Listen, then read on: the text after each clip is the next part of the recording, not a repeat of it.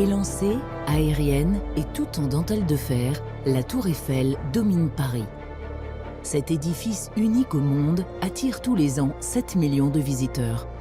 Il n'y a pas une image qui parle de Paris où il n'y a pas eu un petit tracé de la tour. C'est absolument incroyable. C'est même pas besoin de la prendre en photo, une simple silhouette, 2 traits de crayon et on reconnaît déjà la Tour Eiffel.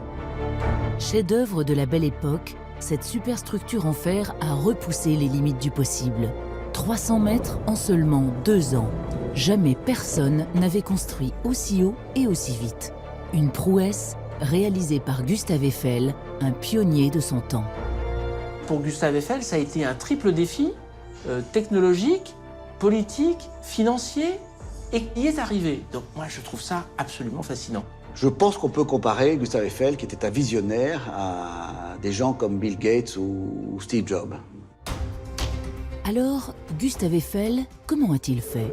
Des machineries exceptionnelles, 18 000 poutrelles, 2,5 millions de rivets posés par 250 ouvriers et surtout ses ascenseurs, des prototypes ultra sophistiqués pour l'époque. La tour de Monsieur Eiffel est à la pointe de la modernité.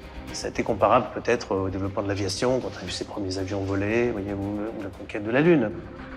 Et pourtant, la tour a rencontré bien des obstacles. Un terrain marécageux et instable, un chantier exposé au vent violent et aussi des polémiques qui enflamment le tout Paris. Mais ce n'est pas tout. Construite pour l'exposition universelle de 1889, la tour était promise à la destruction 20 ans plus tard. On dit aux architectes, vous pouvez tout raser, vous pouvez transformer la tour Eiffel, vous pouvez en faire ce que vous voulez.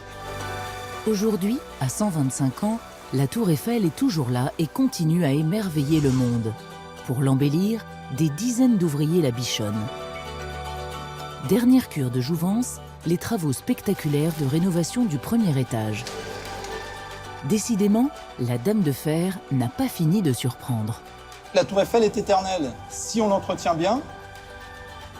Et je dirais même qu'elle peut être plus éternelle que les pyramides. Paris sans sa tour Eiffel, une vision inimaginable. Et pourtant, dans cette aventure, rien n'était gagné d'avance. Retour sur l'épopée incroyable de la Dame de Fer.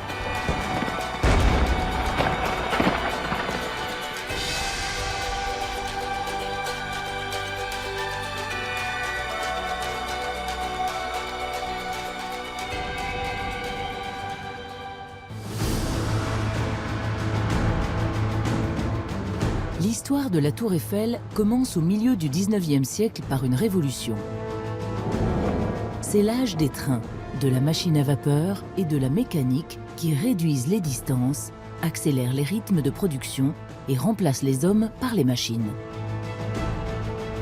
La révolution industrielle est en marche. Mot d'ordre, technologie, science et progrès. Une course effrénée à la modernité, favorisée par l'essor de nouveaux matériaux. La révolution industrielle, elle est liée à la mécanisation, elle est liée à la puissance de la machine à vapeur, mais elle est liée aussi à la capacité de produire du métal, du fer, suffisamment pur et suffisamment bon marché, bien sûr, pour être utilisé massivement. Le fer, c'est un matériau extraordinaire, un matériau qui résiste à la compression, mais aussi à la traction, qui est souple. Donc ça ouvre vraiment des horizons très nouveaux.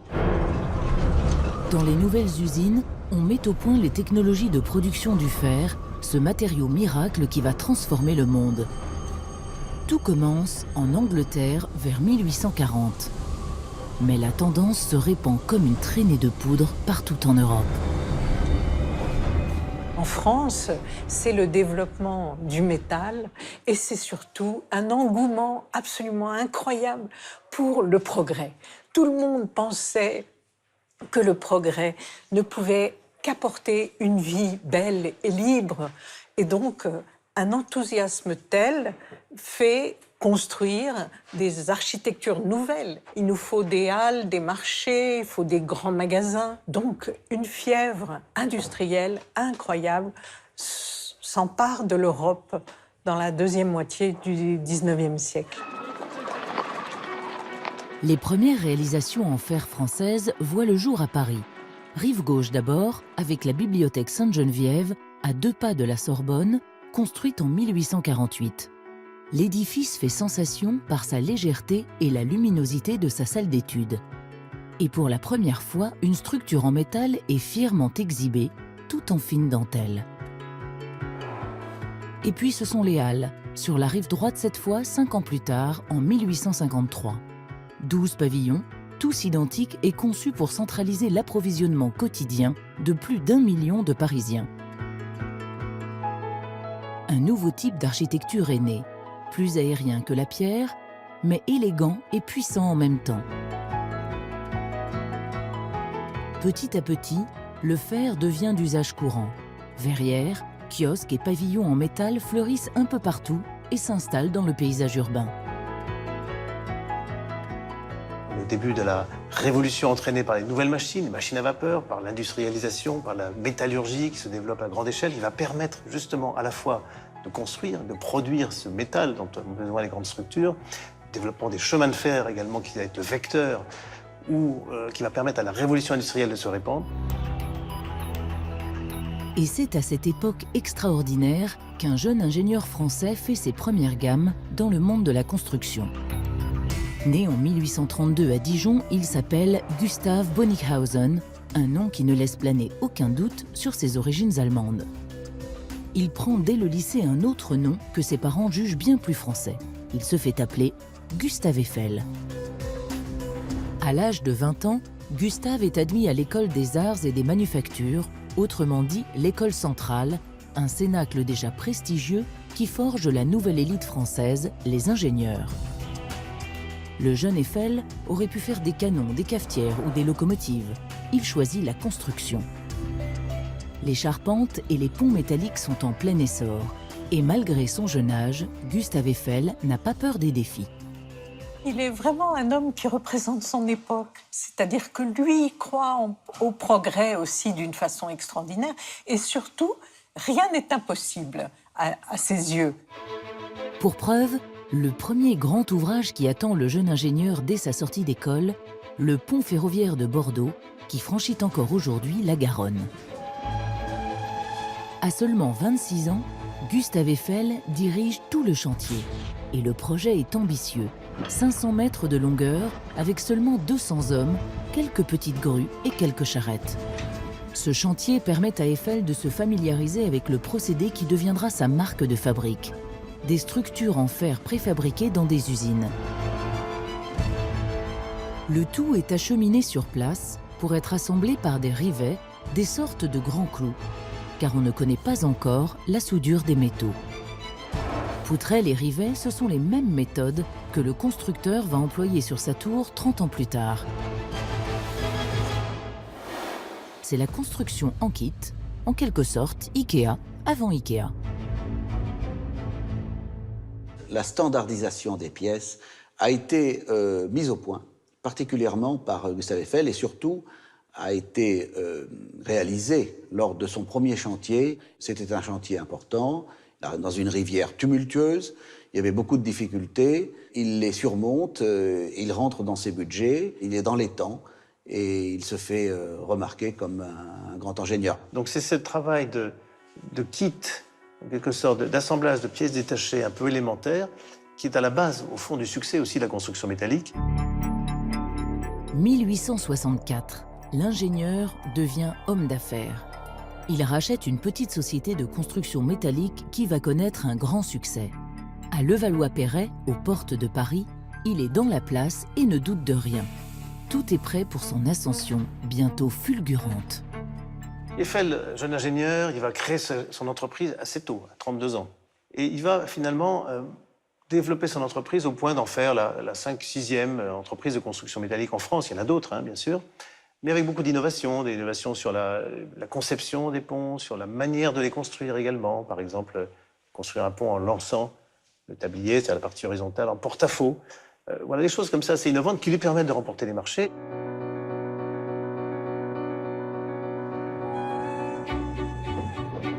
Les commandes affluent et Gustave Eiffel construit à tour de bras. En France d'abord, mais très vite, ces ponts s'exportent aussi à l'étranger. Son secret, chez Eiffel, un pont, c'est du sur-mesure.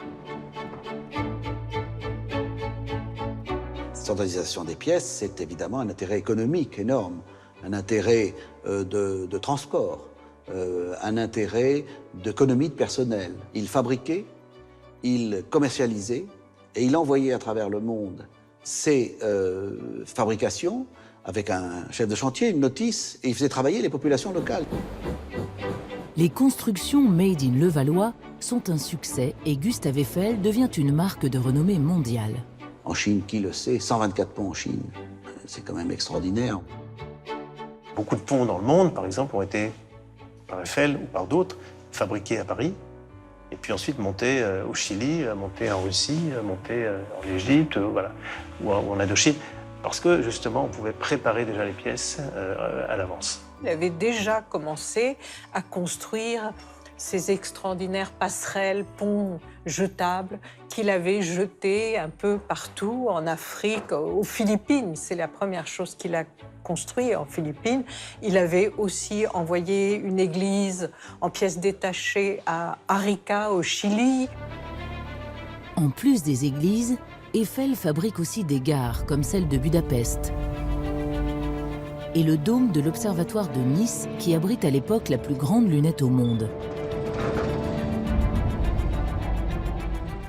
Afrique, Asie, Amérique du Sud et Europe, les constructions Eiffel fleurissent partout et par centaines. Mais il manque encore un pays à son palmarès, les États-Unis d'Amérique. Ce sera chose faite avec la Statue de la Liberté, édifiée à l'entrée du port de New York.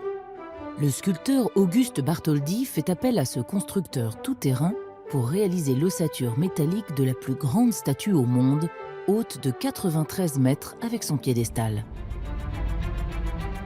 6 ans avant sa tour Eiffel, il signe là sa première collaboration à une œuvre d'art, un objet sans fonctionnalité, mais qui devient très vite un symbole universel.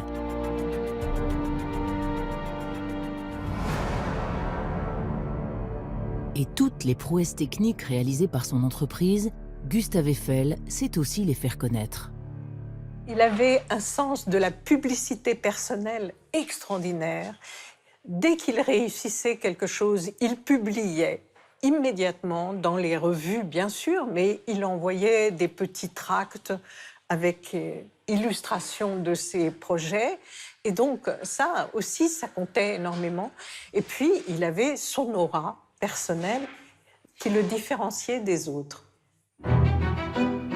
Le tournant dans la carrière d'Eiffel est la construction de ce pont ferroviaire à Porto, au Portugal. L'édifice est hardi. Le fleuve est profond. Il est impossible de construire un pylône intermédiaire dans l'eau pour soutenir le pont. Eiffel doit faire preuve d'inventivité. Alors, pour dépasser les 160 mètres de portée, il conçoit une arche monumentale en fer, une innovation technologique majeure. Le pont de Porto, qui a l'originalité d'avoir une arche qui était la première arche à avoir été réalisée en Europe.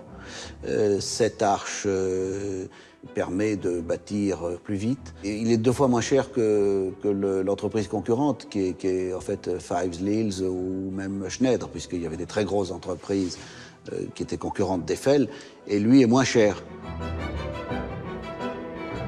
Avec son arche, Eiffel joue maintenant dans la cour des grands. Le gouvernement de la toute jeune Troisième République lui confie un projet sans même faire d'appel d'offres. Le viaduc de Garabi dans le Cantal. Eiffel réitère son exploit avec une arche presque identique à celle de Porto, complétée par un viaduc de 554 mètres de longueur à 122 mètres au-dessus du sol. Ces pylônes tout en fer sont les précurseurs de la tour Eiffel.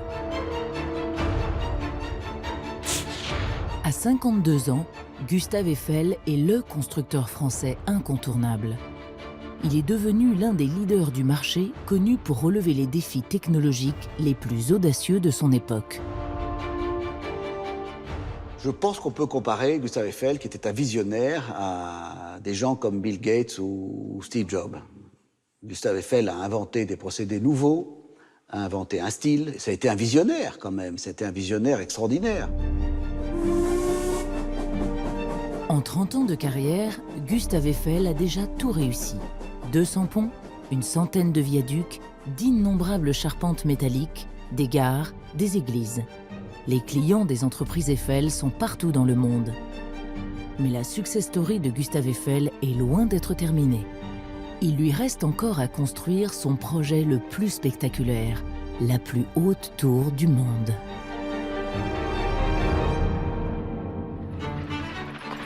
Paris, 1885. Le tout nouveau gouvernement républicain vient de décider l'organisation de la prochaine exposition universelle prévue dans 4 ans, en 1889. C'est le 100e anniversaire de la Révolution française, la date n'est pas choisie au hasard.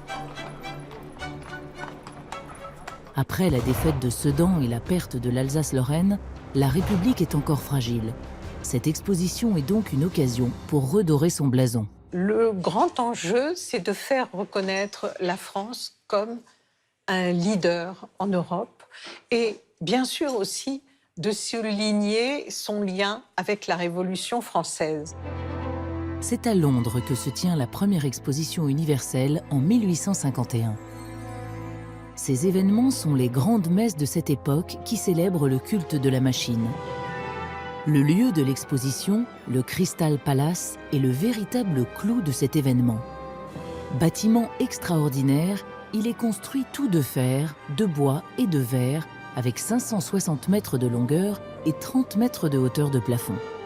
Londres a donné le ton et dans les années à venir, d'autres capitales vont rivaliser d'inventivité pour surprendre sans cesse. L'époque est au gigantisme. Construire toujours plus grand et plus haut devient le credo des ingénieurs. À Washington, on lance en 1860 la construction d'un obélisque en granit. Objectif, 180 mètres. Mais l'exploit s'avère impossible. Il s'arrête à 169 mètres. La pierre a montré ses limites. Le plus haut bâtiment du monde à l'époque, c'était un obélisque. C'est l'obélisque construit à Washington, en granit. 20 ans pour le construire, des fondations qui s'étaient tassées, enfin très compliquées. Tout d'un coup, avec le fer, on double quasiment la hauteur de ce qu'on peut construire. Bien sûr, on va imaginer des structures pour monter beaucoup plus haut que ce qu'on savait faire jusqu'à présent. Et peut-être une des premières qui a une certaine publicité, c'est une structure proposée par 2 ingénieurs américains, Clark et Reeves, qui proposent une tour de 1000 pieds. 1000 pieds, c'est quoi? C'est un chiffre symbolique, c'est à peu près 300 mètres. La tour de Clark et Reeves ne sera pas construite, mais le mythe de la tour de 300 mètres est né. Atteindre 1000 pieds, c'est le défi à relever pour les ingénieurs. Et le premier à y parvenir entrera dans l'histoire. Et qu'en pense Gustave Eiffel? Au départ, ce pari ne l'intéresse pas. À 53 ans, le chef d'entreprise estime qu'il n'a plus rien à prouver. Si le rêve d'une tour de 300 mètres ne le préoccupe pas, il hante l'esprit de ses plus brillants ingénieurs. Émile Nouguier d'abord, un polytechnicien de 40 ans qui vient de diriger les travaux de Garabi. Et Maurice Coquelin, un petit génie de 26 ans qui a déjà élaboré l'ossature de la Statue de la Liberté. Les 2 ingénieurs sont d'accord pour un projet fou. Un pylône en fer inspiré des ponts métalliques dont les 4 piliers se rejoignent au sommet. En tout, l'édifice fait 300 mètres, bien sûr. Ils soumettent cette idée à Gustave Eiffel, qui savait très bien qu'il ne pourrait jamais construire un pylône, une chose purement métallique et pas du tout esthétique, en plein cœur de Paris. Donc, il leur a dit, vous pouvez continuer à travailler sur ce projet, mais en l'état, ça ne m'intéresse pas. Pour Nouguier et Coquelin, retour à la table de dessin. Avec Stéphane Sauvestre cette fois, un architecte lui aussi collaborateur de la Maison Eiffel. Sauvestre a carte blanche. Il va transformer ce pylône pour en faire un édifice inédit.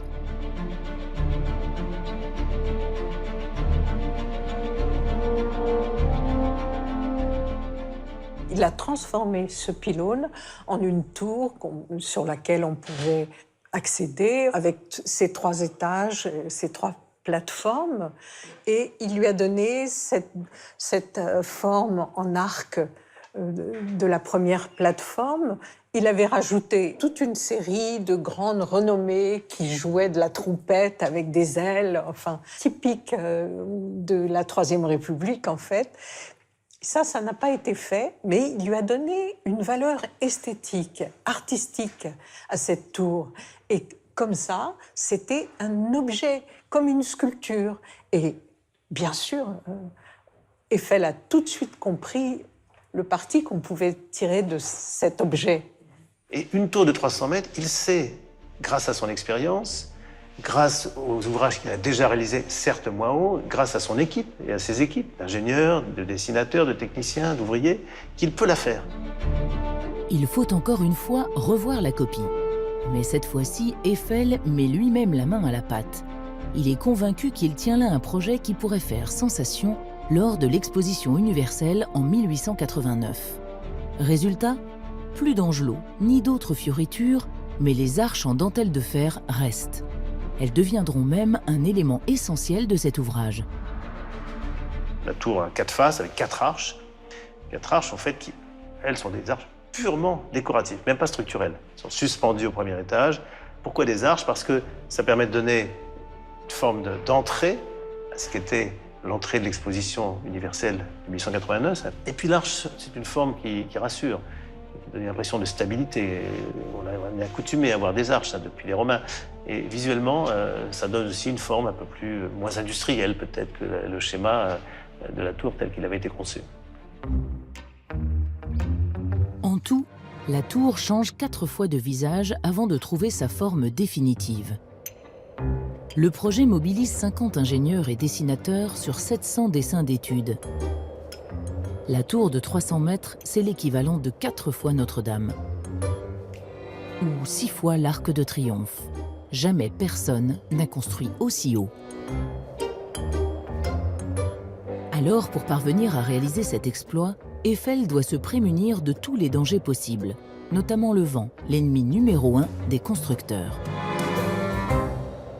Eiffel avait déjà pu percevoir de manière très concrète les effets du vent sur les structures en construisant un pont, le viaduc de la Tarde, dans le Massif central,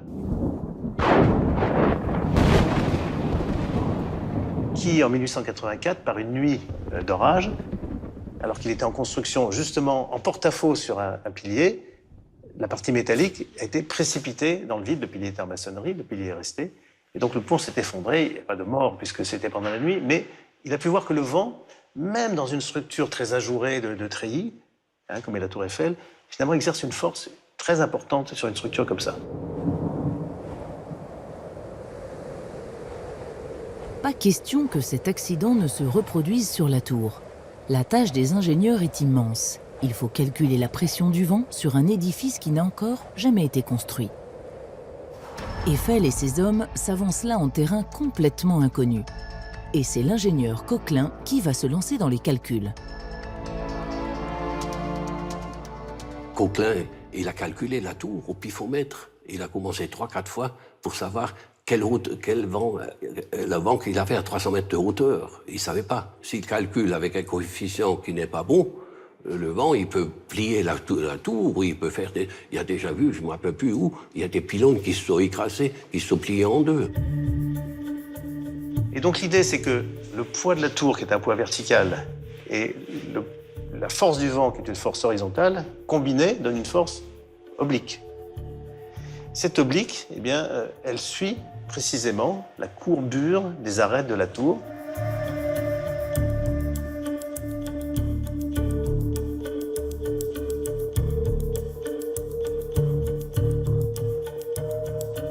Ça a donné, par le calcul, cette forme, par petits segments assemblés, qui donne cette courbe très harmonieuse, effectivement, très caractéristique de la tour, qu'on va retrouver, même identifiable à un point extraordinaire. On fait ça, on reconnaît la tour Eiffel. Et c'est ça, cette forme qui est issue directement des considérations mathématiques. Puisque la tour est le résultat des calculs mathématiques. Et comme quoi, effectivement, le calcul mathématique peut atteindre de la beauté.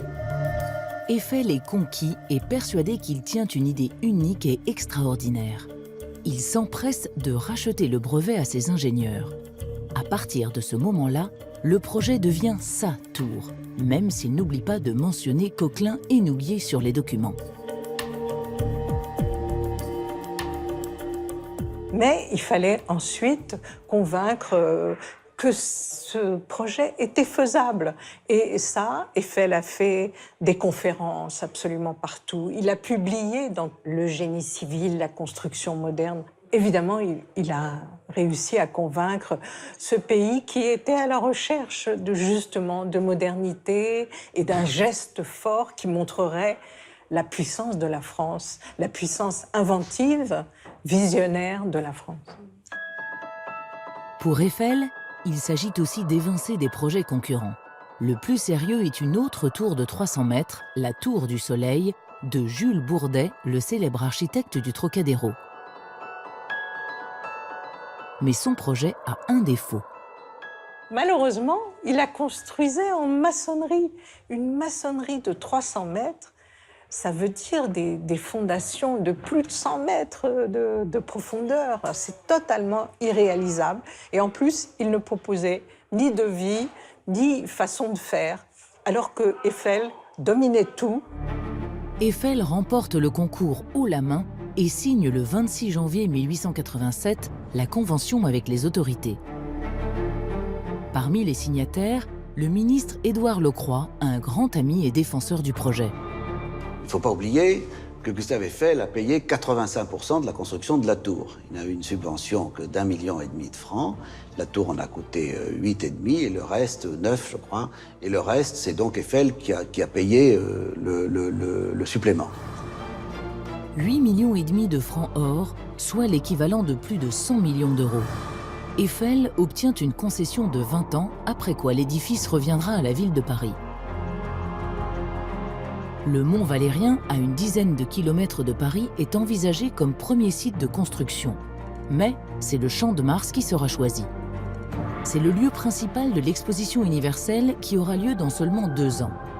2 ans, c'est le temps qui reste à Eiffel et ses hommes pour construire cette tour de 300 mètres. Bien peu de temps pour affronter un chantier d'une complexité hors norme où tout reste à inventer. Le compte à rebours est lancé.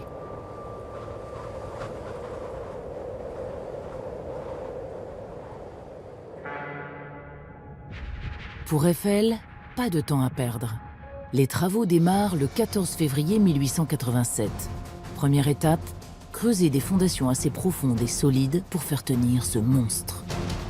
Mais dès le début, Eiffel et ses ingénieurs se heurtent à un premier obstacle, le terrain.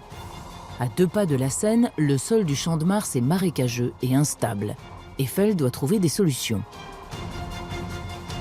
Côté Champ de Mars, il y avait un petit cours d'eau qui a été dévié, qui a permis d'assécher cette zone-là. Côté Seine, ça a été un peu plus compliqué, parce qu'on avait un marécage naturel. Hein. La Seine, elle est dans son lit, mais de temps en temps, elle sort, donc c'était assez marécageux. Et il a fallu creuser plus profond. Pour résoudre ce casse-tête, Eiffel utilise une méthode déjà expérimentée sur d'autres chantiers, la technique des caissons étanches. Cette technique consiste en fait à prendre un caisson, comme une boîte renversée, qu'on pose sur le trou déjà commencé, et puis on va injecter de l'air comprimé dans le caisson, à une pression suffisante pour que l'eau qui se trouve dans le caisson, le niveau de l'eau baisse, et que le caisson soit à sec à l'intérieur. L'air comprimé repousse l'eau dans les profondeurs et permet aux ouvriers de creuser les fondations. Il y a une cheminée pour les gravats et une cheminée pour l'air. Et par cette cheminée des gravats, ils enlèvent tout. Et dès qu'ils arrivent sur le terrain stable et dur, là, ils arrêtent. Par la cheminée des gravats, ils remettent du béton et des pierres. Et ça fait le socle où ils vont pouvoir poser les massifs qui vont tenir les pieds de la tour Eiffel. Cette technique soulève la polémique. La presse et certains élus s'indignent de ces caissons dans lesquels Eiffel fait travailler les ouvriers et les qualifie même de cercueils. Le projet est menacé. Mais dans ce moment difficile, le constructeur reçoit le soutien d'un de ses amis, le ministre Édouard Lecroix. Pour prouver que cette méthode est sans risque pour les ouvriers, Édouard Locroix descend sous les yeux des journalistes dans l'un de ses caissons. L'opération de communication est réussie et les travaux continuent. Les caissons qui ont servi à construire le socle des fondations, il est noyé aujourd'hui sous terre. Et si on creusait sous le parvis de la Tour Eiffel à 6 mètres, on tomberait sur des caissons métalliques dans lesquels on trouverait des pierres et du béton. En seulement 4 mois, 31 000 mètres cubes de terre, soit l'équivalent de 10 piscines olympiques, sont déblayés à la pelle par les ouvriers. La tour peut enfin sortir de terre sur des fondations solides. Elles doivent soutenir les 7 300 tonnes que pèse la seule structure métallique. Un poids imposant, mais dont la répartition a été savamment calculée. 7 300 tonnes qui reposent sur 4 piliers, composés eux-mêmes de 4 arêtes. C'est finalement un poids plume. La pression qui s'exerce sur le sol, de l'ordre de 5 kg par centimètre carré, une pression très faible en fait, on pourrait en mettre beaucoup plus. C'est quelqu'un qui est assis sur une chaise. C'est à peu près ça. C'est le poids de la personne sur la chaise, ça correspond à peu près à la pression que la tour applique sur le sol. Et la tour est restée d'ailleurs stable sur ses fondations depuis son origine. Les fondations sont mises en place et à partir de ce moment-là, la tour avance de 10 mètres par mois. Tout au long de la construction, Gustave Eiffel utilise le procédé d'assemblage déjà éprouvé et rodé lors de ses constructions précédentes. Les pièces en fer sont préfabriquées dans les ateliers Eiffel à Levallois-Perret et acheminées par des chevaux en charrette. Le fer lui-même vient des forges de Pompey dans l'est de la France. Pour des raisons de poids et de transport, la taille de chaque pièce n'excède pas les 5 mètres. En tout, 18 000 poutrelles seront assemblées sur le site. Pour les faire tenir, les ouvriers posent 2,5 millions de rivets. Un travail titanesque. On a embauché sur place des charpentiers de Paris, plutôt spécialisés dans le bois, pour certains, mais qui avaient l'habitude de travailler à une certaine hauteur. Parce qu'il faut imaginer tout de même comment est-ce qu'on construisait cette tour. On posait des rivets, c'est facile à dire. On les posait à la main. Chauffer le rivet c'est une espèce de gros clou, assez lourd d'ailleurs. Pèse 1 kilo un rivet quand même. On chauffait au rouge, un petit brasero. Imaginez des braseros installés sur une petite plateforme, à 200 mètres de hauteur, comme ça. On le mettait à la main, bien sûr, avec une pince dans le trou. Et on tapait à grands coups de masse, plus costaud, évidemment, et tapait à grands coups de masse pour écraser la tête du rivet. Donc vous voyez, c'est quand même quelque chose d'un peu acrobatique, mais avec des équipes qui finalement étaient suffisamment rodées et pour en poser chacune une quarantaine de rivets peut-être par jour. À l'époque, Valentine, fille de Gustave Eiffel, était une enfant. Comme tous les Parisiens, elle suit la construction de près. Ma arrière-grand-mère, Valentine, me disait que ça faisait un cliquetis incroyable. Elle me disait, c'est pas moi, pas nous, c'est elle qui me disait, nous habitions, et nous entendions évidemment ces cliquetis, et toute la journée ça frappait, et envoyer cette tour monter, c'était absolument extraordinaire. 20 mètres, 30 mètres et puis 40 mètres, la tour ne cesse de grimper. À 50 mètres de hauteur, elle dépasse déjà de loin les toits de la ville, c'est du jamais vu. Les Parisiens commencent à prendre la mesure de ce qui les attend. La tour a commencé à largement dépasser le niveau des toits environnants de Paris. Les toits de Paris, c'est 25, 28 mètres de hauteur, c'est pas très haut, c'est 5-6 étages. Et c'est là qu'on a vu quand même que cette tour serait vraiment très haute. Et c'est là qu'il y a un certain nombre d'artistes, mais d'éminents artistes, Maupassant comme écrivain, Gounod comme musicien, Charles Garnier, l'architecte de l'Opéra de Paris, donc des grands artistes de l'époque, se sont fédérés pour signer ensemble une pétition, appelée la pétition des artistes, contre la construction de la tour. Et en employant des adjectifs extrêmement violents. Tous les monuments du Paris gothique seront ridiculisés par cette odieuse colonne de tôle boulonnée. Une cheminée d'usine, elle allait écraser Notre-Dame, elle allait écraser l'Arc de Triomphe, elle allait défigurer Paris. La pétition des artistes publiée dans la presse soulève la polémique. Mais Gustave Eiffel a déjà préparé sa réponse. Et donc lui explique que la beauté de cette tour, ce sont ses lignes. et que ça vient de la conception de l'esprit d'un homme et qu'elle se matérialise grâce à ce jeu avec le vent et avec les éléments. En fait, la population de Paris était assez soufflée de voir se dresser cet animal inconnu, ce monstre, face au Trocadéro, qui avait l'air tellement vieux, alors qu'il avait été construit pour l'exposition universelle de 78. 10 mois après le début des travaux, en plein hiver, un moment très délicat attend la tour et son constructeur. Les 4 piliers sont sortis de terre, mais il faut encore réaliser la jonction pour faire le premier étage. Donc imaginez, à 60 mètres de haut, avec des piles espacées de 100 mètres, et on assemble les pièces, et tout d'un coup, il faut qu'elles arrivent à ce que les trous prévus soient au millimètre près. C'est très très précis. Et donc, le point délicat, là, c'était justement, et on savait que ce ne serait pas possible, donc il fallait prévoir un ajustement de la tour, des éléments, pour qu'on adapte la structure pour que justement on ait cette coïncidence exacte des éléments. La plateforme du premier étage est élevée à l'aide d'un gigantesque échafaudage en bois. Il doit être soutenu par les 4 piliers qui doivent être alignés au millimètre près. Chacun de ces piliers pèse plusieurs milliers de tonnes. Eiffel doit pouvoir incliner cette masse comme il veut. Pour réussir ce défi, Eiffel et ses ingénieurs mettent en place 3 dispositifs. D'abord, les boîtes à sable installées entre les arêtes et les échafaudages en bois. Lorsque l'arête s'incline, le sable s'écoule de la boîte. Pour arrêter le mouvement, il suffit de boucher le trou. En bas de la tour, des vérins hydrauliques pour rectifier l'inclinaison et puis un piston qui permet de pousser l'arête vers le haut. Eiffel peut maintenant manipuler les piliers dans tous les sens. Ça, c'était le moment critique. Hein. Ça a été le moment où il fallait effectivement pas se tromper. Et qu'une erreur aurait pu compromettre. En tous les cas, une erreur aurait été difficile, certainement, à rattraper. Et peut-être que là, Eiffel a eu quelques petites sueurs froides. Au-dessus, il y a encore 200 mètres, hein, pratiquement. Donc, la force va s'appuyer du mauvais côté et puis ça risque de mettre en péril le monument. Donc ça, c'est vraiment la clé où il ne faut pas se louper. Février 1888, c'est le grand jour. La jonction entre les 4 piliers est faite. Une étape cruciale vient d'être achevée avec succès. La tour peut se tenir debout toute seule. Elle va maintenant s'élancer au-dessus des nuages. Il reste 1 an et demi à Gustave Eiffel et ses ouvriers pour monter de 248 mètres et finir l'ouvrage. On ne savait pas du tout où on allait, rien n'était prévu. Il fallait inventer la grue qui allait pouvoir monter du 2e au 3e étage, par exemple.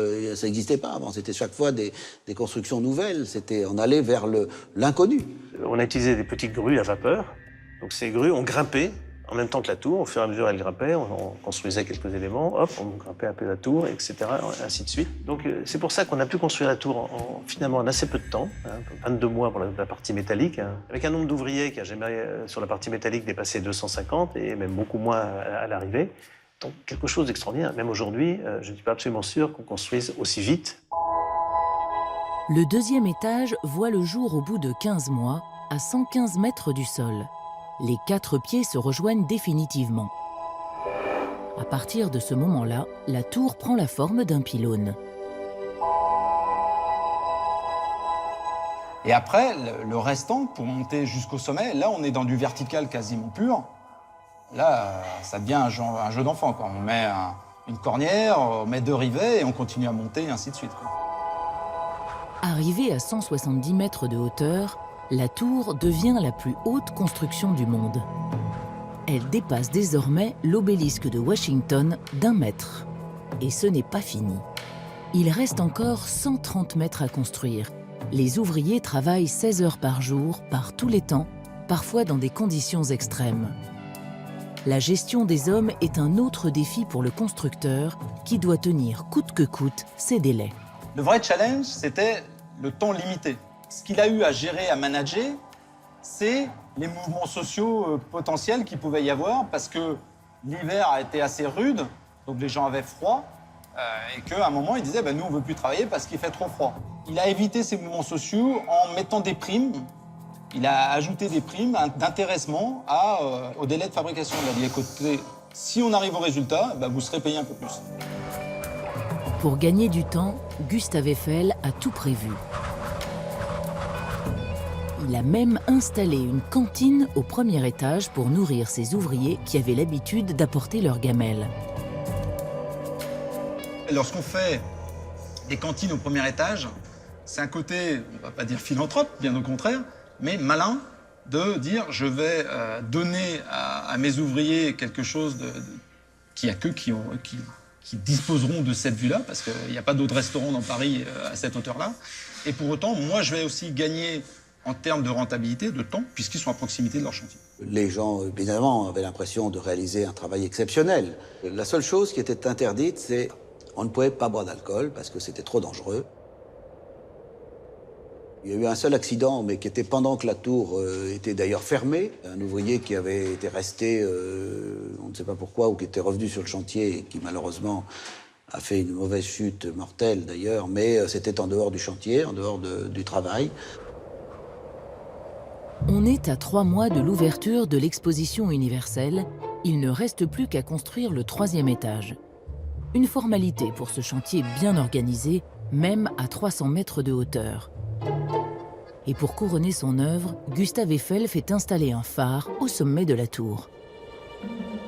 Eiffel a voulu aussi que sa tour ne soit pas simplement un monument posé au milieu du Champ de Mars, mais qu'il y ait un côté un peu spectaculaire. Et donc, la lentille de Fresnel, donc le phare, comme le phare marine, quand on est en mer et qu'on voit le phare tourner, c'était prévu dès la conception. Non seulement il y avait un phare, à l'étage inférieur, il avait mis des gros spots qui permettaient de souligner ou d'éclairer des monuments de Paris. Donc, en gros, il y avait un petit train, des rails de chemin de fer qui étaient au sommet de la tour et qui permettaient de déplacer ces gros spots d'éclairage. Avec son phare, la tour a l'allure d'un flambeau. Il doit briller au-dessus de l'exposition universelle qui va bientôt ouvrir ses portes. Elle sera à la hauteur des ambitions de la République française. Gustave Eiffel a réalisé l'utopie de la tour de 1000 pieds. Le fer a vaincu la pierre.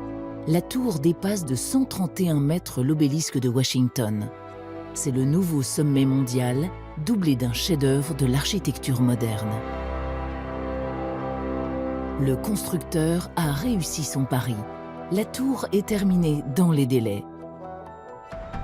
4 mois de travaux pour les fondations et seulement 22 mois pour la structure métallique.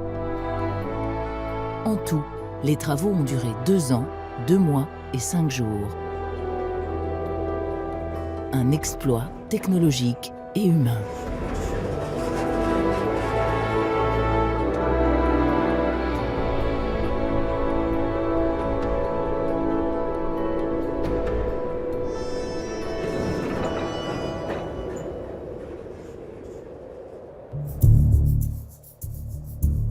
Eiffel n'a pas fini de surprendre. Pour que sa tour soit un succès, il faut qu'elle soit accessible. Pour atteindre le sommet, il y a bien sûr l'escalier en colimaçon. Mais monter ces 1792 marches, c'est un exploit sportif de presque 1 heure qui n'est pas donné à tout le monde. Alors Eiffel a prévu autre chose, un dispositif tout à fait nouveau à l'époque, des ascenseurs.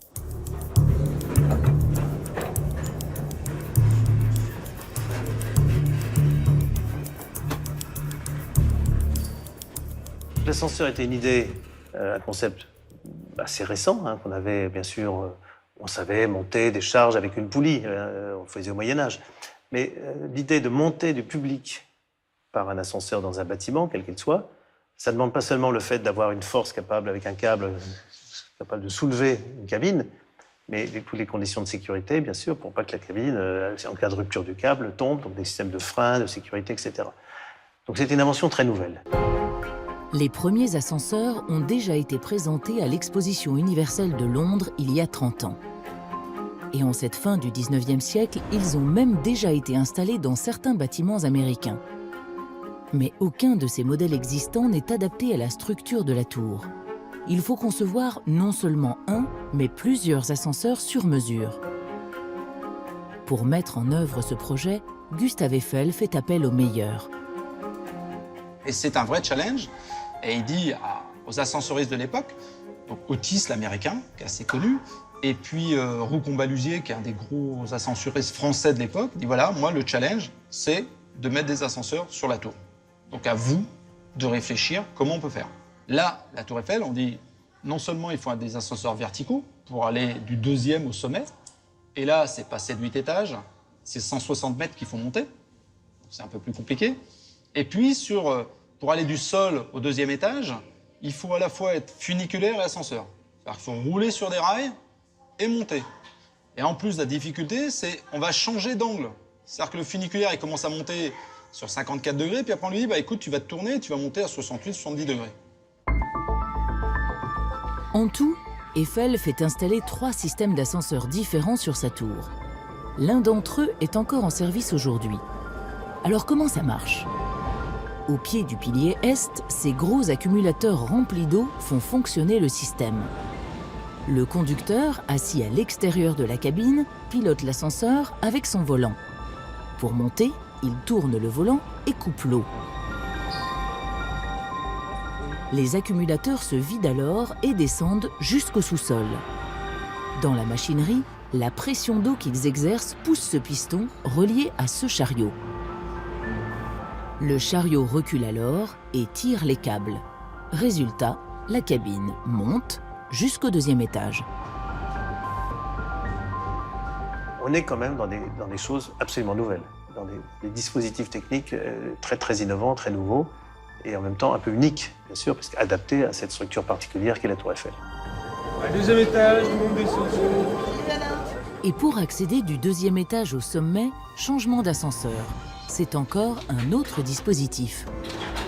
Pour monter du 2e au 3e étage, Eiffel avait imaginé un autre système. Donc il avait imaginé 2 cabines, une positionnée au niveau du 2e, une autre au niveau du 3e, reliée par un câble. Et l'idée, c'est que les cabines bougent en même temps. À mesure que l'une montait, l'autre descendait. Elle s'équilibrait à mi-hauteur. On peut encore voir une petite plateforme entre le 2e et le 3e, où les cabines étant équilibrées, les gens qui montaient changeaient de cabine, les gens qui descendaient changeaient de cabine, et puis ensuite on repartait dans l'autre sens. Aujourd'hui encore, la machinerie dans le pilier Est de la tour reste inchangée et fonctionne parfaitement. Et au mur, les cadrans et les outils d'époque. Petit détail, le piston est graissé tous les jours à la suie de bœuf, comme du temps de Gustave Eiffel. Ça fonctionne bien, c'est robuste. Et puis en plus, c'est spectaculaire. Voilà, on est un peu dans le monde de Jules Verne, c'est assez sympa. La tour, ce monument à la gloire de la technologie et de l'innovation, est aussi le panthéon de la science française. Sur les 4 façades extérieures, Gustave Eiffel a choisi d'honorer les plus éminents chercheurs français des 100 dernières années. Reste un dernier détail et pas des moindres, la couleur. Elle sera rouge. C'est la couleur de l'anti-rouille apposée à la fin des travaux.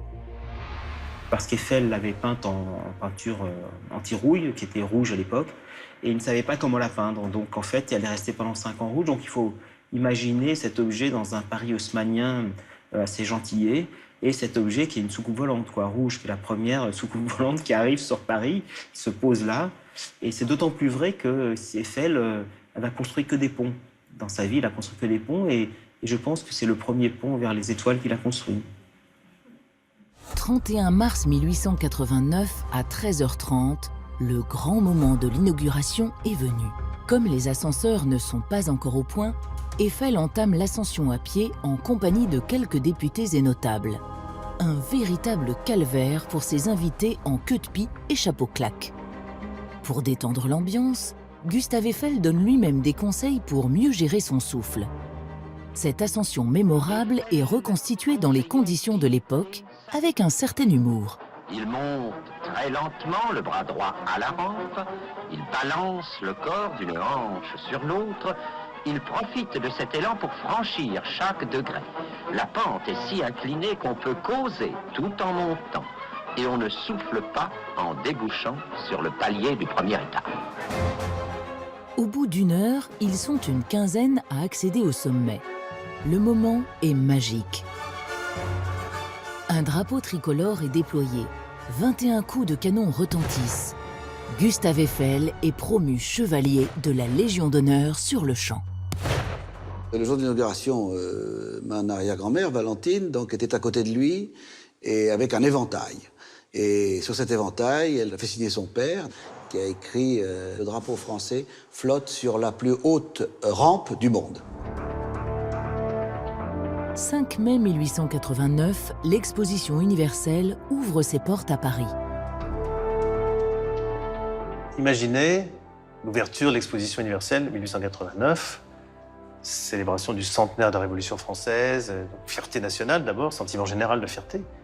Beaucoup de grands bâtiments sur le Champ de Mars, le plus grand bâtiment du monde, qui était la Galerie des Machines, 440 mètres de long, 110 mètres de large, sans poteaux, immense verrière qu'on n'avait jamais vue, immense tour, 300 mètres de haut, incroyable, visible de partout, et accessible. Pendant la première semaine d'ouverture, pas moins de 29 000 visiteurs montent à pied jusqu'au 3e étage. Et quand les ascenseurs sont enfin au point, c'est l'explosion. 12 000 personnes par jour empruntent ces nouvelles machines pour accéder au sommet. Et la vision qui s'offre à eux est tout simplement époustouflante.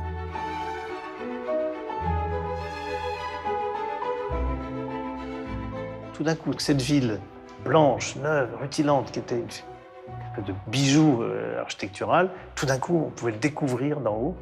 La Seine, les ponts, paysages, à 40 km au niveau de la tour, 50 même quand il fait beau. Donc tout d'un coup, vous voyez d'émerveillement partagé par tout un chacun. Il y a une anecdote incroyable, c'est que dans des livres, on voit que les gens qui montent disent que de la Tour Eiffel, on voyait le Mont Blanc. Donc, ça paraît incroyable aujourd'hui, ça paraît pas possible. Il faut imaginer ce degré d'invention et du regard, du nouveau regard. La modernité, la tour a rendu le monde moderne. C'est-à-dire que c'est le premier élément moderne qui va nous permettre de voir le monde d'en haut et d'imaginer, vous savez, quand on a été sur la Lune, on a vu la Terre avec sa propre limite. Eh bien, la Tour Eiffel, c'est une sorte de fusée qui est restée accrochée au sol et qui permet de voir les lointains et de voir les limites des choses. Dans les étages, Gustave Eiffel n'a pas fini de surprendre ses visiteurs. Sa tour est un véritable parc d'attractions. Au premier étage, une salle de spectacle de 250 places, un restaurant français et russe, un bar anglo-américain. Et également des bureaux de tabac, des échoppes de photographes, des loueurs de jumelles et des marchands de souvenirs. Au deuxième étage s'ajoutent d'autres boutiques, une buvette et même une imprimerie où est édité chaque jour un numéro spécial du Figaro.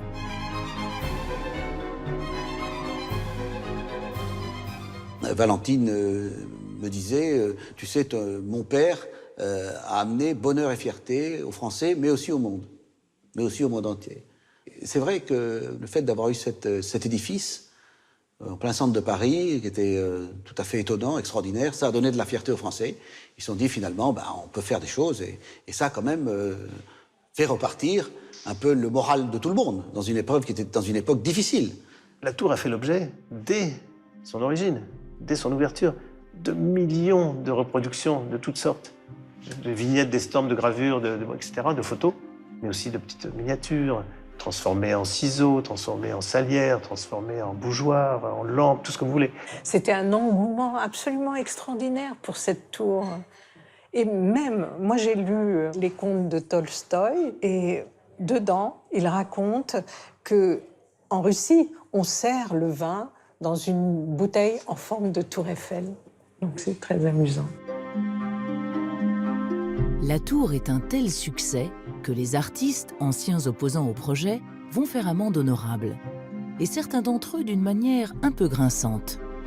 Même Maupassant, qui était quand même un des grands acharnés contre la tour, a dit « Je vais souvent sur la tour Eiffel parce que c'est le seul endroit de Paris d'où je ne la vois pas ». De manière un peu ironique de dire que finalement cette tour Eiffel était rentrée dans le paysage. Les hommages arrivent même d'outre-Atlantique et pas n'importe lesquels. Thomas Edison, le génial inventeur américain de l'ampoule électrique, vient en France pour visiter l'exposition universelle.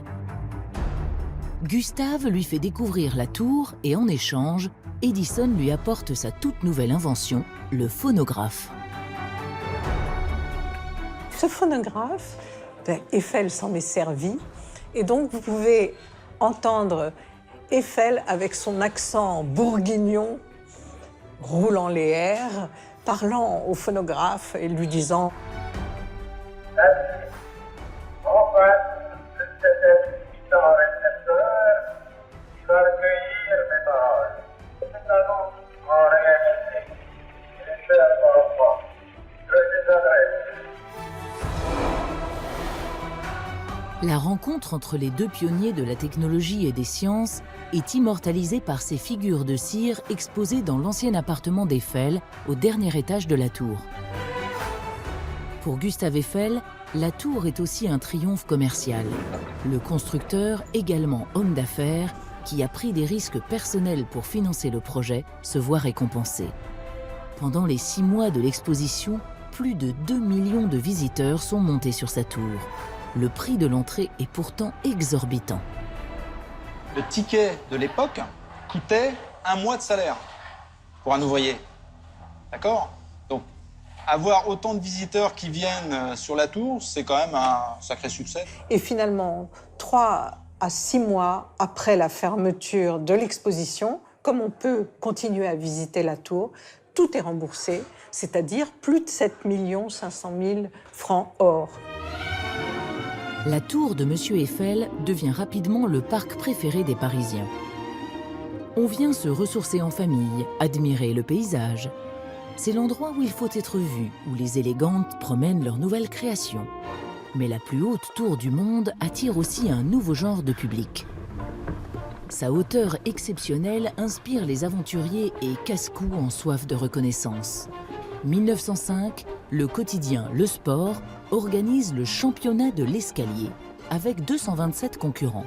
Le vainqueur atteint le 2e étage en seulement 3 minutes et 21 secondes. La Tour Eiffel est une mise en scène et en même temps met en scène Paris, au sens propre du terme. Et donc, c'est un balcon sur Paris et en même temps, c'est une scène, au sens presque théâtral du terme, où peuvent se passer des choses qui vont être visibles parce que le retentissement médiatique, la caisse de résonance que va former la Tour Eiffel va être extrêmement puissante. Donc quelque chose qui donne, bien sûr, un retentissement médiatique simplement parce que voilà, c'est une grande scène visible de loin, y compris de l'autre bout du monde, et qu'elle attire l'exploit. Des exploits qui peuvent parfois mal tourner. Comme cette tentative de vol de l'homme-oiseau, Franz Reichelt, un tailleur parisien d'origine autrichienne. Depuis le premier étage de la tour, à 58 mètres du sol, l'homme veut tester son manteau parachute qu'il a confectionné lui-même. Reichelt hésite pendant un long moment, avance et recule plusieurs fois avant et s'élance dans le vide. Son parachute ne s'ouvre pas et l'homme s'écrase sur le sol. Il meurt sur le coup. 1900. Pour le passage dans le nouveau centenaire, une nouvelle exposition universelle est prévue à Paris. La tour fait partie du programme. Mais après l'euphorie de ses débuts, elle ne fait plus sensation. L'époque est avide de nouveautés. En 1900, effectivement, la tour n'a pas le même succès. Des voix s'élèvent à nouveau pour demander qu'on abatte la tour. Par exemple, pour le concours de l'exposition de 1900, on dit aux architectes concurrents « Vous pouvez faire ce que vous voulez, abattre tous les bâtiments existants encore, comme par exemple la Tour Eiffel, ou la conserver, mais la transformer, etc. » Et finalement, on a des projets tellement dingues de transformation de la Tour Eiffel qui la rabaisse, en fait, finalement. On préfère la garder en se disant « Bon, tant pis, on la garde ». Il n'empêche, les jours de la tour sont comptés. Le terrain sur lequel elle a été construite doit revenir à la ville de Paris en 1909. Après, c'est elle qui décidera de son avenir. Comme la plupart des bâtiments construits pour les expositions universelles, la tour est vouée à la destruction pure et simple. Une possibilité que son constructeur, Gustave Eiffel, refuse d'envisager. Peut-être qu'il l'aurait gardé, peut-être pas. Donc il y avait un risque. Il a bien conscience que la tour qui portait déjà son nom, elle a porté son nom très tôt, au moment de l'exposition universelle déjà, deviendrait quelque chose qui assurerait, en quelque sorte, la postérité de son nom, pour une très longue durée. Et donc il s'est employé à montrer que sa tour n'était pas seulement un objet d'attraction construite pour une exposition universelle particulière, celle de 89, mais qu'elle était utile. Pour sauver sa tour, Eiffel a plus d'un atout dans sa manche. En réalité, il avait prévu son coup déjà longtemps à l'avance.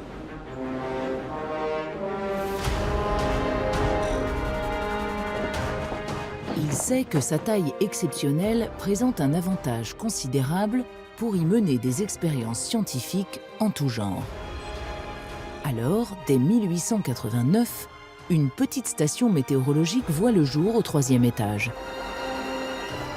Il a installé une station de météorologie, comme il en a mis aussi dans ses différentes maisons, et il a commencé à noter, c'était un des premiers à faire ça, la température, les précipitations, la vitesse du vent, etc., pour qu'on puisse comprendre l'évolution du temps sur le long terme. La base aujourd'hui de la météo, d'ailleurs. Il a montré à la météo nationale qu'est-ce qu'il faut faire pour pouvoir prévoir le temps 24 ou 48 heures à l'avance.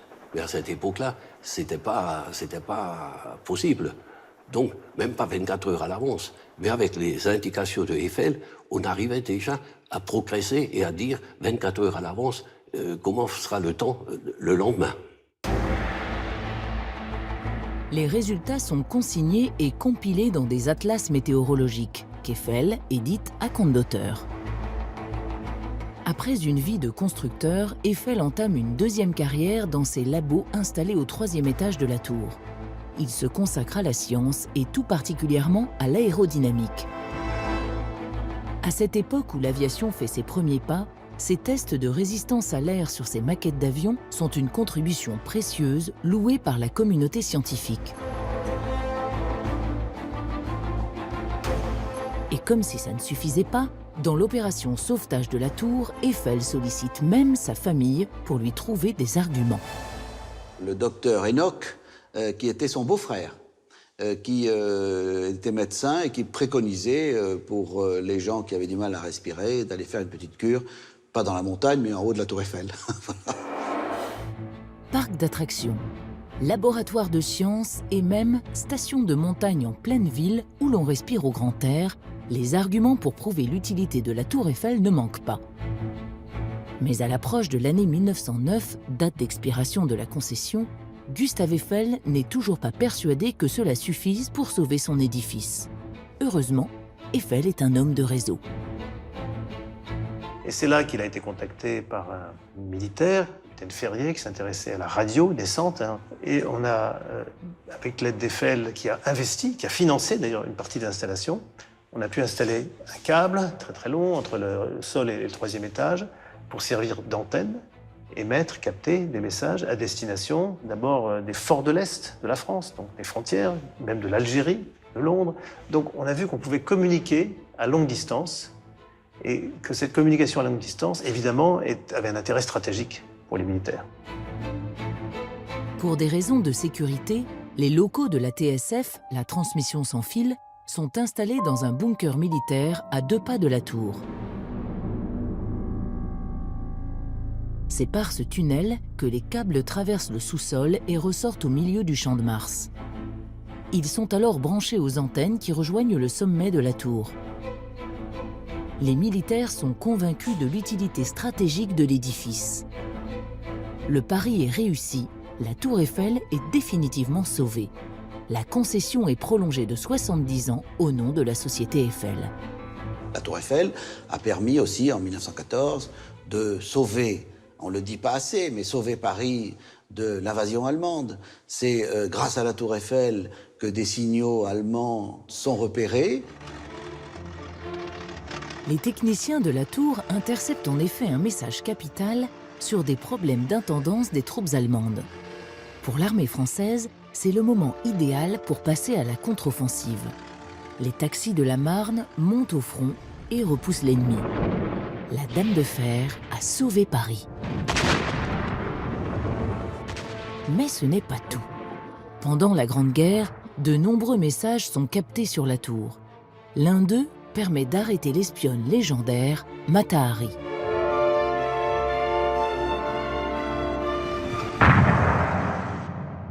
Après la guerre, la transmission sans fil devient la radiodiffusion. À partir de 1921, un émetteur civil diffuse des programmes de musique, des chroniques, puis un journal parlé. Radio Tour Eiffel est né.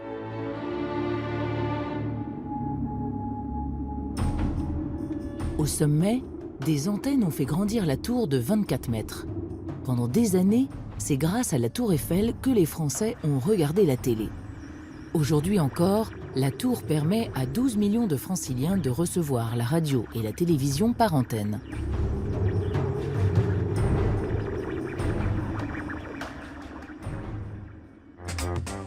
1930, une page d'histoire se tourne.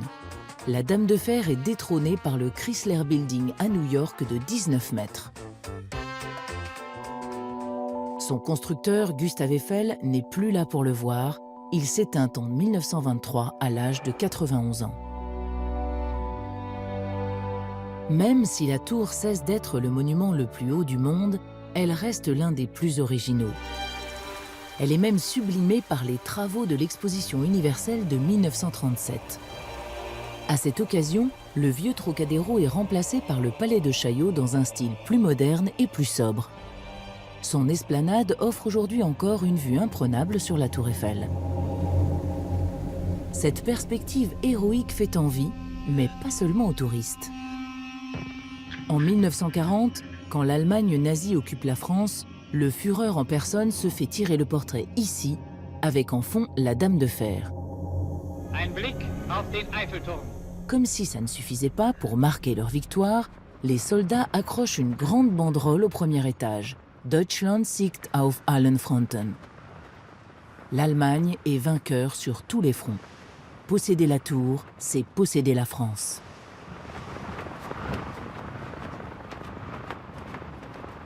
Les ascenseurs avaient été sabotés par le personnel, montés et à pied, et la Tour Eiffel était fermée au public, en réalité, pendant la guerre. Mais elle a continué à servir d'antenne au profit des Allemands, pour les communications militaires, mais aussi, ce qu'on sait moins, c'est qu'elle a permis de diffuser des émissions de télévision produites dans un studio à Salé-rue Cognac-Jay, par les Allemands, et de radio également, à destination des soldats allemands nombreux qui se trouvaient à Paris et dans la région parisienne, notamment les blessés dans les hôpitaux, etc. Août 1944, libération de Paris. Le drapeau français flotte à nouveau au sommet de la tour. Redevenue française, elle est le symbole de toute une nation. Les ascenseurs sont réparés un an plus tard et pour les soldats alliés, ils sont gratuits.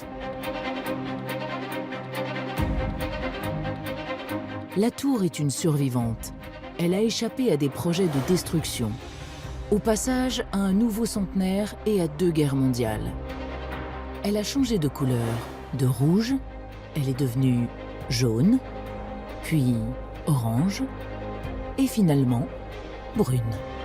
La Tour Eiffel attire à nouveau les exploits, comme en 1952, quand la trapéziste américaine Rose Gold fait une démonstration à hauteur du 2e étage. Le numéro est exécuté à 118 mètres sans filet de protection. Les images, tout simplement vertigineuses, âme sensible, s'abstenir.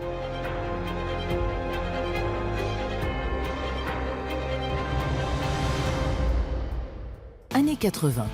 La Dame de Fer vient de fêter ses 90 ans. Malgré son âge avancé, elle est plus populaire que jamais et attire la jeune génération. Après plus d'1 siècle d'exploitation par la société privée Eiffel, la tour est devenue en 1979 la propriété de la ville de Paris. Plus question de s'en débarrasser bien sûr, bien au contraire. Car à son âge, la tour est fatiguée. Des décennies d'exploitation, des fréquentations records de plus de 3 millions de visiteurs par an se font sentir. Ils se sont rendus compte à l'époque qu'elle n'était pas entretenue comme elle aurait dû l'être. Et elle devenait potentiellement dangereuse pour les visiteurs. C'est-à-dire que quand on a quelque chose qui marche bien, on a tendance à surexploiter au détriment de l'entretien. Un certain nombre de pièces se sont corrodées, déformées, les ascenseurs se sont un peu fatigués. Les arêtes de la tour, qui sont creux, des oiseaux, des pigeons avaient réussi à rentrer, ils mettent des déjections, de la corrosion. Mais il n'y a pas que ça. En 90 ans, la tour est devenue lourde. Elle a pris 2300 tonnes de poids supplémentaires, un poids trop important pour sa structure métallique. Il y avait un sol en béton, il y a eu des restaurants, il y a eu une salle d'animation qui ont été refaites, qui alourdissaient à nouveau le monument. Et puis, il y a des installations électriques, enfin, beaucoup de choses pour l'exploitation qui font que on rajoutait, mais sauf qu'à un moment, la structure a dit, moi, stop, c'est un peu comme un squelette. Je veux bien supporter un moment, mais si vous m'en mettez trop, je vais avoir du mal. Entre 1982 et 1985, place aux gros travaux. Une salle de bal et des restaurants sont démontés avec cave et cuisine. Pour prévenir les chutes de matériel acheminé par un monte-charge, un plancher de 250 tonnes est installé. Les techniques ont évolué depuis l'époque de Gustave Eiffel. Les rivets en fer sont remplacés par des boulons en acier. Pendant toute la durée des rénovations, la tour reste ouverte aux visites. Cette campagne de travaux permet aussi de moderniser les ascenseurs et de remettre aux normes toute la sécurité. L'escalier est d'ailleurs démonté et vendu aux enchères pièce par pièce aux 4 coins du monde. Allégée de 1200 tonnes, la tour retrouve une nouvelle jeunesse. Mais le meilleur est à venir. Quelques années après, on a fait aussi quelque chose d'intéressant, on a mis un nouvel éclairage. La tour avant était éclairée par des projecteurs à l'extérieur, ce qui était pas mal. On a eu l'idée, fin des années 80, de mettre des projecteurs à l'intérieur de la tour. Ce qu'on a fait, c'est qu'on a installé dans la structure des lampes au sodium, c'est ça qui donne cette lumière un peu orangée, qui était cachée, dissimulée dans la structure elle-même. Ce qui fait que de loin, on voit effectivement une lumière qui vient de l'intérieur. Ça marcherait très bien avec la structure en filigrane de la tour. Ça lui donne un petit côté bijou là, qui est bien éclairé. La lumière, justement. Un élément essentiel qui sublime la tour Eiffel. La Dame de Fer n'est jamais aussi belle que de nuit, avec cet éclairage qui met en valeur ses formes. Alors, pour passer l'an 2000 et surprendre, il faut redoubler d'efforts pour trouver de quoi éblouir le monde. Des ouvriers alpinistes installent de drôles de petites lampes en forme de pyramide sur les façades extérieures de la tour. En tout, il y en aura 20 000. Le résultat est dévoilé le 31 décembre 1999 à minuit. La tour salue le nouveau millénaire avec un majestueux feu d'artifice, le plus grand que les Parisiens aient jamais vu. Et puis, vient la surprise. La Dame de Fer se met à scintiller. Ces images font le tour de la planète. Le scintillement devait être temporaire, mais les Parisiens en ont décidé autrement. Et puis les gens ont tellement adoré ça que le scintillement est là. Et moi, je n'imagine pas une seconde que le scintillement, toutes les heures, puisse s'arrêter. Il suffit de voir les visiteurs sur le parvis qui viennent 5 minutes avant l'heure dite et qui attendent. Et c'est comme un feu d'artifice qui se déclenche toutes les heures. Et les gens disent « Ah, vous savez que dans les films américains, c'est aussi un moment où lorsque un couple flirte sur un balcon qui donne sur la tour Eiffel, l'homme dit « Et tu sais, je suis capable pour toi d'allumer la tour Eiffel. » Et il fait... Aujourd'hui, pour emballer à la lumière des petites lampes, il faut se dépêcher. Au cours des dernières années, le scintillement est passé de 10 à 5 minutes. Économie d'énergie oblige.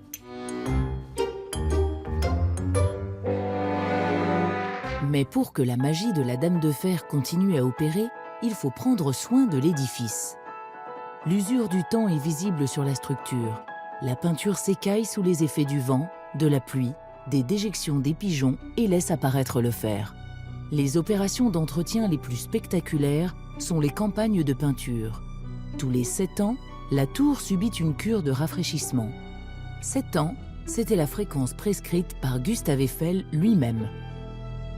La peinture, le revêtement qu'on met, c'est pour éviter la rouille et l'oxydation des structures métalliques. La campagne de peinture, elle fait à la fois peur et tout le monde l'attend. Elle fait peur parce que c'est 2 ans où il va y avoir des peintres, des cordistes sur la tour Eiffel, donc il y a un risque potentiel pendant ces campagnes. Et puis, tout le monde l'attend parce que ça rentre dans le cycle normal, ça fait partie de l'histoire. C'est-à-dire qu'une tour Eiffel sans campagne de peinture, c'est plus une tour Eiffel. Depuis qu'elle existe, la tour a été repeinte 19 fois. Une campagne, c'est 250 000 mètres carrés de surface à repeindre, 60 tonnes de peinture, 1500 brosses et 1500 combinaisons. L'opération coûte environ 4 millions d'euros.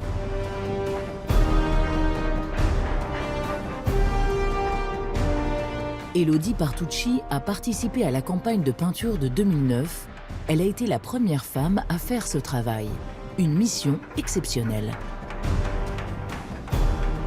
C'est l'endroit le plus haut sur lequel j'ai travaillé.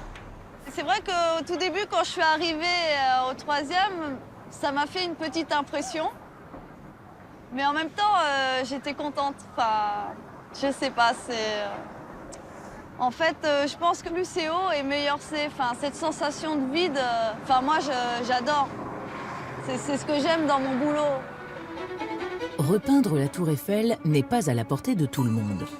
Elodie est cordiste de formation, une sorte de travailleur acrobate spécialisé dans les travaux en hauteur sur des structures difficiles d'accès. Les conditions indispensables, être insensible au vertige et maîtriser les techniques de l'alpinisme. Par exemple, des fois, on peut se retrouver à peindre des plafonds donc au niveau du 3e ou du 2e ou même du 1er. Et là, ça se fait en artif, donc c'est une progression sur sangle. Après, tu peux te retrouver aussi à être en extérieur, à repeindre les piliers. Là, du coup, tu es dans le vide sur corde. Ou soit dans les croisillons, où là, tu es attaché avec 2 manucroches et un anti-chute. Donc, c'est pas du tout la même méthodologie de travail. Il y a plusieurs cas de configuration. Elodie et ses collègues travaillent 9h30 par jour, par tous les temps, dans des conditions parfois difficiles. Les périodes d'hiver sont dures. On a froid, on sent plus ses doigts, ses pieds. Je me souviens d'un hiver passé sur cette tour Eiffel où vraiment, là, c'était vraiment dur. Il y avait même des stalactites dessus, quoi. Donc oui, il y a des personnes qui ont arrêté parce que ça leur convenait pas. Le défi particulier, la sécurité. Celle des peintres, bien sûr, mais aussi celle des visiteurs. Car pendant toute la durée des travaux, le monument doit rester ouvert au public. Malgré des bâches et les filets de sécurité, un accident peut toujours arriver. Un pot de peinture qui tombe d'une hauteur de 300 mètres peut même s'avérer mortel. Alors, toutes les précautions sont prises. Donc les peintres, quand ils montent, tous les matins, on leur fait un hold-up en bas de la tour. Donc on leur dit hold-up, ils lèvent les mains. Si un outil tombe, le peintre il monte pas. Tous les outils doivent être attachés. Donc les grattoirs, les brosses, le pinceau, tout doit être attaché avant qu'il monte. S'il y a quelque chose qui tombe, il reste au sol, il ne monte pas de la journée. La tour est peinte au pinceau, poutrelle par poutrelle. Impossible d'utiliser un pistolet, le vent souffle trop fort et disperse la peinture. Le vent, déjà le pire ennemi de Gustave Eiffel il y a 100 ans, a aussi joué des tours à Stéphane et son équipe. On m'appelle, on me dit voilà, monsieur Roussin, il y a quelqu'un qui est à l'accueil, qui se plaint d'avoir reçu de la peinture, il est rouge. Il était coupé en deux, rouge. Donc je suis allé voir cette personne, et il y avait du vent, et en fait la peinture en partant du sommet, avec le vent, s'est déportée pour aller à pratiquement 50 mètres à côté. Et la personne, donc, j'ai vu, je dis voilà, quand on fait une campagne de peinture, nous avons une cellule de nettoyage. C'est-à-dire que celui qui a une goutte, immédiatement, il peut aller se faire détacher son vêtement. Et si on n'arrive pas à détacher, on peut même lui remplacer son vêtement. Et là, la personne m'a dit, écoutez, pour la figure, oui, c'est bien quand même de me nettoyer. Par contre, le vêtement, vous ne touchez pas, ça me fera un bon souvenir de la Tour Eiffel.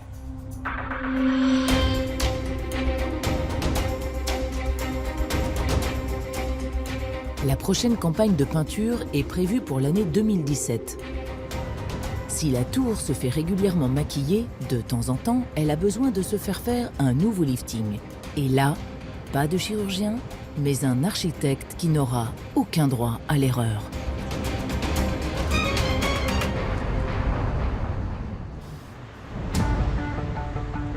« 2012. De gros travaux de rénovation sont lancés au premier étage. Objectif : refaire les pavillons qui abritent les restaurants et les boutiques dans un style plus moderne, mais aussi créer du neuf pour attirer les visiteurs sur cet étage, souvent déserté par les touristes impatients de grimper au sommet. c'est le cabinet parisien Moati et Rivière qui remporte la mise. Dans la carrière d'un architecte, c'est un rêve, hein, c'est peut-être le bâtiment le plus connu au monde, donc travailler un projet symbolique sur le symbole mondial de la construction, de l'élancement et de l'invention, eh bien évidemment c'est tentant. Donc c'est un challenge. Rénover la Tour Eiffel, classée monument historique, est une tâche ardue. Il faut moderniser le premier étage, mais sans toucher à l'édifice. Vous touchez à un rivet de la Tour Eiffel, c'est compliqué. J'ai présenté 28 fois le projet. J'ai présenté 28 fois pour faire passer le projet, les idées et tout. Donc c'est un des projets les plus complexes que j'ai jamais réalisé. Vous ne pouvez pas percer la structure de Gustave Eiffel pour pouvoir vous fixer dessus. Pourquoi? Parce que c'est un objet historique. On ne peut pas y toucher. Donc le vrai défi, c'est comment on pose des bâtiments pour les rendre liés à la tour sans le percer. Et donc on a inventé des systèmes de pincement très puissants. Le cahier des charges est complexe. Pour éviter d'alourdir la tour, il faut choisir les bons matériaux. Comme la tour doit rester ouverte aux visiteurs, il faut inventer un chantier spécial adapté au monument.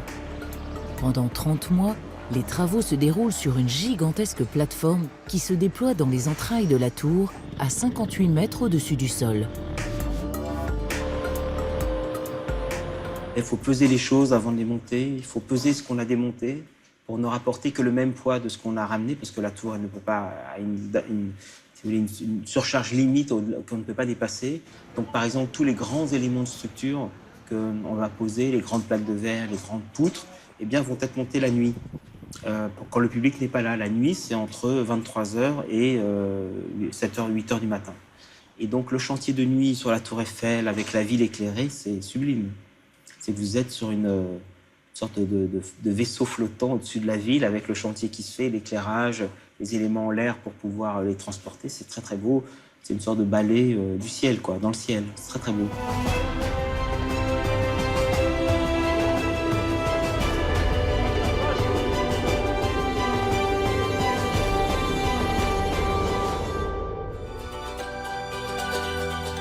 Deux ans plus tard, octobre 2014, la Tour Eiffel dévoile son nouveau visage.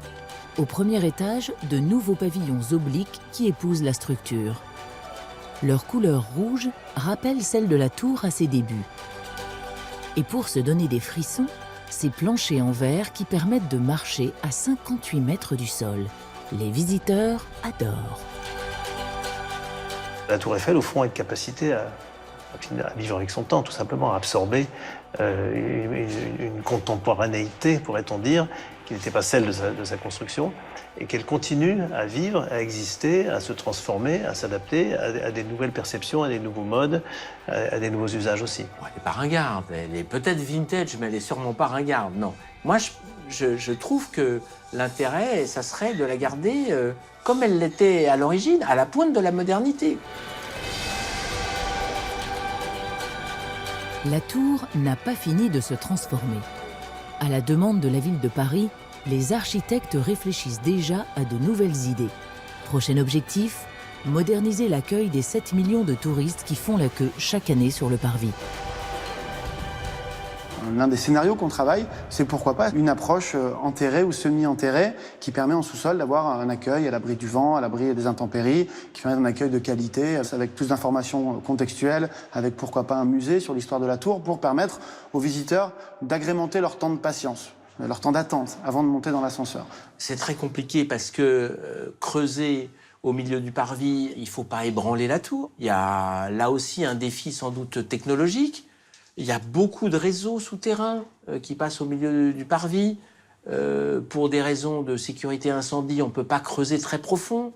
Donc il y a beaucoup de raisons qui font que le projet qui fait rêver, c'est un projet compliqué à mener.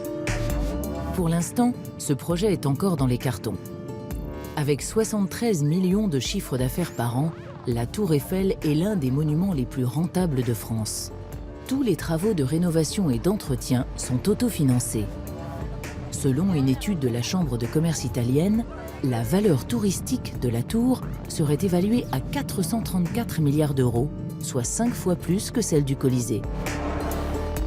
Mais la Dame de Fer n'est pas à vendre. Finalement, ce qu'elle apporte le plus à Paris n'est pas économique. C'est terriblement immatériel. C'est de l'imaginaire, c'est la force et l'image de Paris à travers le monde. Et ça n'a de toute façon aucun prix.